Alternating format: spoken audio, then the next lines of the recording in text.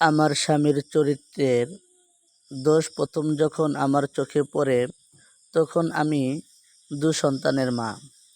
মেয়েটি তখন ষষ্ঠ শ্রেণীর ছাত্রী আর ছেলেটি তৃতীয় শ্রেণীর ছাত্র।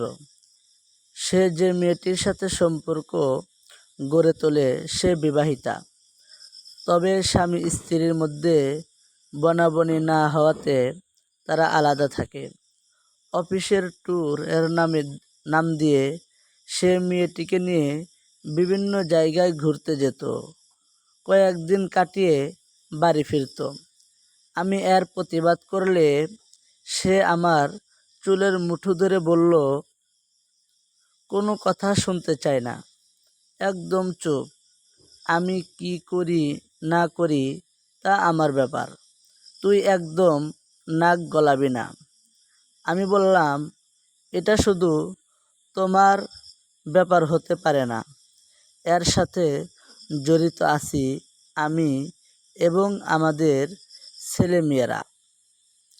তোর যদি ভালো না লাগে ঘর থেকে বেরিয়ে যাবি, কিন্তু আমার ঘরে থাকলে কোনো অশান্তি করতে পারবি না, চুপচাপ থাকবি। ওর গোপন সম্পর্কটি আমি জানতে পেরেছি। এটা বোঝার পর ও নিজেকে শুধরে না নিয়ে আরও বেপরোয়া হয়ে উঠল। আগে তো মেয়েটিকে নিয়ে ঘুরতে যাওয়ার সময় আমাকে বলতো অফিসের কাজে যাচ্ছে, এখন আর সেটা বলারও প্রয়োজন বোধ করে না। তারপর বেপরোয়ার আরেকটি উদাহরণ হলো, আমি যখন ছেলে মেয়েদের নিয়ে রাতে ঘুমিয়ে থাকতাম তখন অন্য একটা রুমে মেয়েটির সাথে ফোনে সারা রাত কথা বলতো। আমি গোটা রাত বিছানায় শুয়ে শুয়ে ওর কথা, হাসির চাপা আওয়াজ শুনতাম। এভাবে কতদিন সহ্য করা যায়? একদিন মাঝরাতে ওর রুমে ঢুকে ওর হাত থেকে ফোনটা কেড়ে নিয়ে মেঝেতে ছুঁড়ে মেরে বললাম, বন্ধ করো এসব নোংরামি। মেয়েটা বড় হচ্ছে, সে এখন বুঝতে পারছে তোমার অসভ্যতা। জবাবে সে পাগলের মতো রেগে গিয়ে বিছানা থেকে নেমে আমাকে নির্মমভাবে মারতে শুরু করলো। থাপ্পড় ঘুষির পর সে আনলা থেকে বেল নিয়ে আমাকে পেটাতে লাগলো আর মুখে বলতে লাগলো, তোর এত বড় সাহস, তুই আমাকে বাধা দিস, তোকে আজ মেরেই ফেলবো। আমার আর্তনাদ শুনে ছেলেমেয়েরা ঘুম থেকে উঠে আমাকে বাঁচাতে এলে সে রুমের দরজা বন্ধ করে দিল। আর আমার শাশুড়ি আমাকে বাঁচানোর কোনো প্রয়োজন বোধ করলেন না। তিনি তার রুম থেকে বের পর্যন্ত হলেন না, অথচ তিনি চাইলে তার ছেলেকে থামাতে পারতেন। সে রাতের পর থেকে আমার স্বামীর অত্যাচার বেড়ে গেল। সে প্রতি রাতে আমাকে মারতে লাগলো। একসময় ওর মার থেকে বাঁচার জন্য ও বাড়িতে এলে আমি বাথরুমে ঢুকে দরজা লাগিয়ে দিতাম এবং মেয়েটির সাথে কথা শেষ করে ভোরের দিকে যখন ও ঘুমিয়ে পড়তো আমি তখন বাথরুম থেকে বের হতাম। এভাবে দিনের পর দিন না ঘুমানোর ফলে আমি ইনসোমিয়া রোগে আক্রান্ত হলাম, যে সমস্যাটি আমার এখনও আছে। সংসার বাঁচানোর জন্য মরিয়া হয়ে একদিন আমার শাশুড়ির কাছে গেলাম, কারণ তার কথা ছেলে অক্ষরে অক্ষরে মানে। চোখের পানি ফেলে ওনাকে বললাম, মা, আপনি তো সব দেখছেন, সব জানেন, দয়া করে ওকে ফেরান। তিনি ছেলেকে দোষ না দিয়ে সব দোষ আমার উপর চাপিয়ে দিলেন। তিনি বললেন, দোষ তো তোমার, তোমার উপর ছেলে খুশি না বলেই তো সে অন্যদিকে গেছে। এখন নেকি কান্না করে লাভ নেই। আপনি আমাকে বলুন, ঘরের কোন কাজটা করতে আমি করছি না, দোষটা কার সেটা তো আপনার চোখে না পড়ার কথা নয়, সবই তো দেখতে পাচ্ছেন। তার মানে বলতে চাইছো আমার ছেলের চরিত্র খারাপ? তার মানে আমি ওকে মানুষ করে গড়ে তুলতে পারিনি? তাহলে সব দোষ আমার, নিজের দোষ আমার উপর চাপাচ্ছ? মা, আমি এসব বলছি না, আমি শুধু বলছি ওকে আপনি থামান। আমার কথা না হয় বাদ দিলেন, কিন্তু আপনার ছেলের সন্তানদের কথা অত্যন্ত ভাবেন, আপনি চাইলেও ওকে আটকাতে পারবেন। ও আপনার কথা শোনে, আপনাকে মানে। আমার শাশুড়ি আমার কথা পাত্তা দিলেন না। তিনি স্পষ্ট ভাষায় বললেন, তোমার এসব ভেজর ভেজর শুনতে ইচ্ছা করছে না। আমি কি করব না করব তা আমার ব্যাপার, তোমার কাছ থেকে শুনতে চাই না। যাও সামনে থেকে। হাত দিয়ে চোখের পানি মুছতে মুছতে ওনার রুম থেকে বেরিয়ে এলাম। তারপর আমার সামনে আর কোনো পথ খোলাই রইল না। ছেলে মেয়েদের নিয়ে চিরতরে স্বামীর বাড়ি থেকে বেরিয়ে এলাম। আমি ছেলে মেয়েদের নিয়ে স্বামীর বাড়ি থেকে চলে আসাতে আমার বাবা মা ভাইয়েরা কেউ খুশি হয়নি। তাদের কথা হলো, প্রত্যেক সংসারে এমন টুকিটাকি ঝামেলা হয়েই থাকে, এসব মানিয়ে নিতে হয়। এভাবে হুট করে স্বামীর ঘর থেকে বেরিয়ে আসা ঠিক না। আমি যতই তাদের বোঝানোর চেষ্টা করছি আমার স্বামীর ভয়াবহতার কথা এবং আমার শাশুড়ির কথা, তারা আমার কথা গুরুত্বই দেয়নি। তাদের কথা একটাই, এমন টুকিটাকি ঝামেলা সব সংসারে হয়েই থাকে, এসবকে এত বড় করে দেখার কিছুই নেই।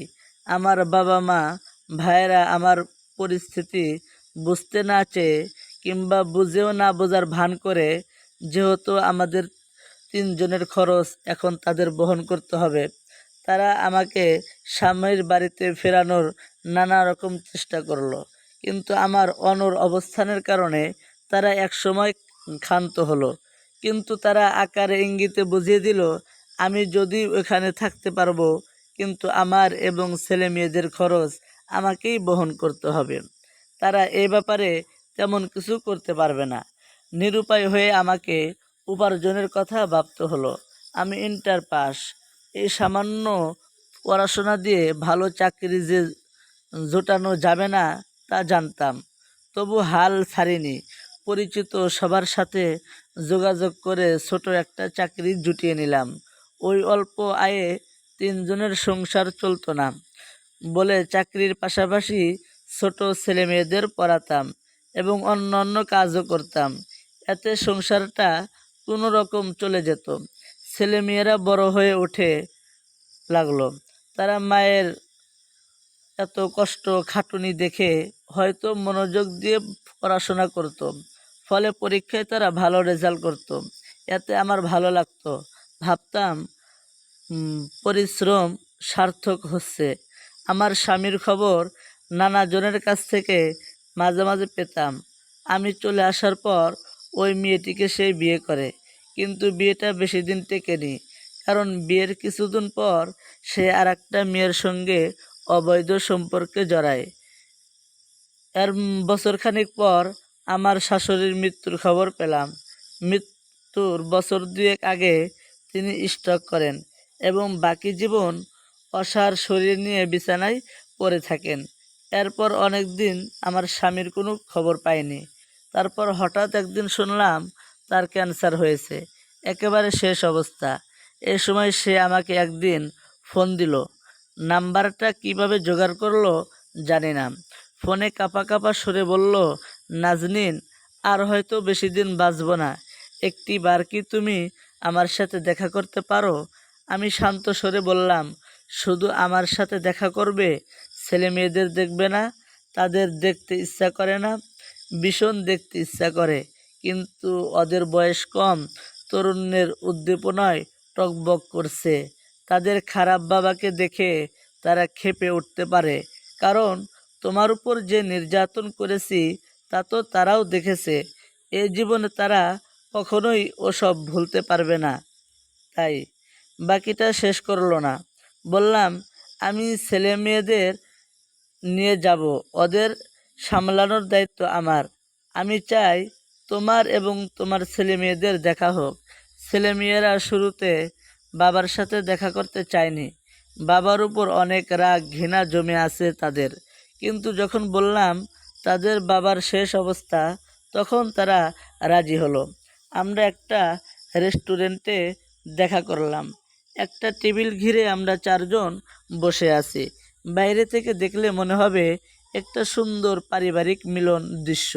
বাবা মা ছেলে মেয়ে, অথচ বাহিরে কেউ জানতে পারবে না এটা কোনো সুন্দর পারিবারিক মিলন দৃশ্য নয়, এটা দুঃখ, রাগ, ক্ষোভে ভরা একটা মিলন দৃশ্য। রোগের কারণে সে অনেক শুকিয়ে গেছে। যতক্ষণ আমরা ছিলাম আমাদের মাঝে একটি কথাও হয়নি। সে হাত জোর করে শুধু কেঁদেছে, শুধুই কেঁদেছে। আমাদের দেখা হওয়ার 1 মাস পরই সে মারা যায়।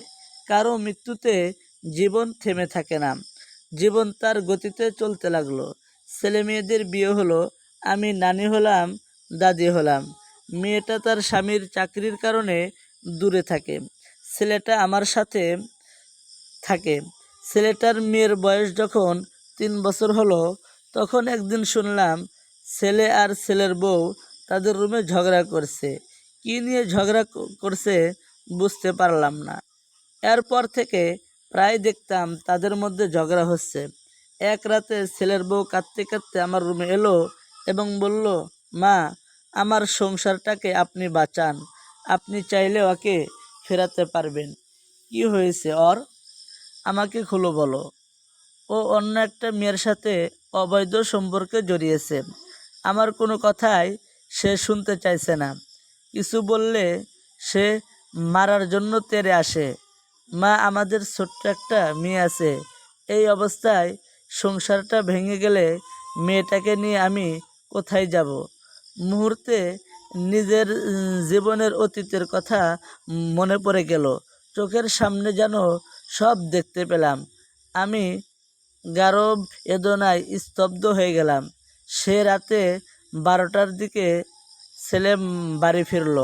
সে ইদানিং প্রায় দেরি করে বাড়ি ফেরে। বৌমার কাছ থেকে শুনলাম এই দেরির কারণ হলো অফিস শেষে সে মেয়েটার সাথে সময় কাটায়। অন্য দিনের মতো সে রাতেও তাদের মধ্যে ঝগড়া হতে লাগলো।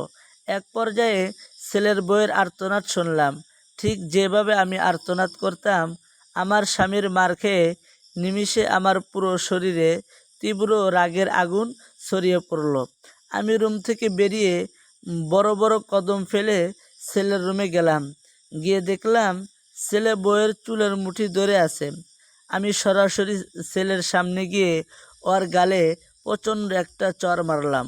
ও আচমকা চর খেয়ে বউয়ের চুলের মুঠি ছেড়ে দিল। আমি তখন প্রবল ক্রোধের সাথে ছেলেকে বললাম, যে কষ্টের ভেতর দিয়ে আমি গিয়েছি, আমার বৌমাকে এবং তার ছোট্ট মেয়েটাকে সে কষ্টের ভিতর দিয়ে যেতে দেব না।